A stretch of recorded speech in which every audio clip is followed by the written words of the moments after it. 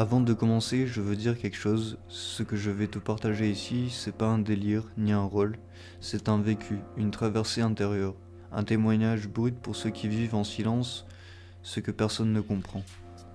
L'aliénation mentale, c'est pas juste perdre la raison, c'est quand ton esprit est en exil de lui-même, quand tu ressens des choses que personne ne voit, quand tu perds la maîtrise de tes pensées, de tes émotions, de ton identité. Tu te sens seul dans ta tête comme si quelque chose s'était brisé. Ce n'est pas une faiblesse, c'est un cri. Un appel de ton âme qui lutte dans un monde qui ne l'écoute pas. Je m'appelle Aldo, et pendant un temps, j'ai cru que je devenais fou. Des voix, des pensées étranges, des sensations que d'autres ne ressentaient pas. J'étais là sans être là, le regard vide, le cœur serré. Je ne savais plus ce qui était réel. Je me regardais souffrir, prisonnier de ma propre tête. Et le pire, c'est que personne ne voyait ce que je vivais. J'étais seul dans un monde qui ne comprenait pas ma douleur. À cette époque, je consommais énormément, surtout de la cocaïne basée. J'étais pris dans une spirale noire, un labyrinthe mental où chaque pensée devenait un piège. Les bruits devenaient des menaces, les ombres des entités. J'entendais des voix claires, tranchantes. Certains me donnaient des ordres, d'autres me jugeaient.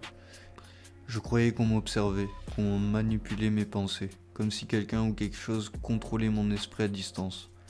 C'était pas juste une impression, je vivais le contrôle mental.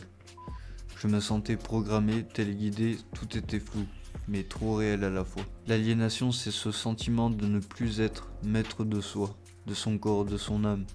J'étais là, mais absent, présent dans un monde que je ne reconnaissais plus. Il m'est arrivé de me parler à moi-même, mais c'était pas vraiment moi. C'était une autre version de moi, créée par la substance, par la peur, par l'énergie noire dans laquelle je baignais. Et plus je consommais, plus je m'éloignais de la réalité commune.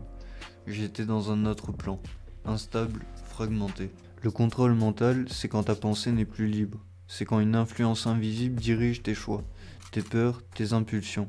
Parfois ça vient d'un trauma, parfois d'une énergie extérieure, mais souvent c'est un système entier qui se construit pour te désactiver. Le contrôle mental te fait croire que tu n'as pas de pouvoir. Ce que tu ressens n'a pas de valeur. Il t'éloigne de ton essence pour t'asservir sans chaîne visible. C'est ce que j'ai vécu. On m'a implanté des idées, des peurs, des doutes. J'avais l'impression d'être manipulé sans savoir comment. Chaque jour, je devais lutter pour garder une pensée à moi. Malgré tout ça, j'ai survécu. J'ai commencé à me souvenir. J'ai retrouvé mes guides. J'ai médité, prié, respiré. Et je me suis reconnecté à qui je suis. Je vais te dire un truc, un jour j'étais en train de me consommer et j'ai senti un regard derrière moi.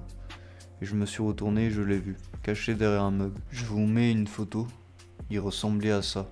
Pas un rêve, pas une invention, juste un rappel que le monde invisible existe et qu'il te regarde surtout quand tu crois être seul. Mais un jour il y a eu une rupture, un frisson, un souffle, quelque chose en moi a dit stop.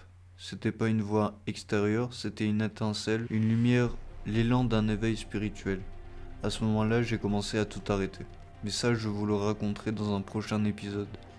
Merci d'avoir regardé Schizophrénia, une série de vidéos où je parle librement de ce que j'ai vécu, de ce que beaucoup vivent en silence. Aujourd'hui, ensemble, on essaie de décrypter la schizophrénie, pas juste comme un trouble, mais comme une expérience humaine, vibratoire, parfois spirituelle.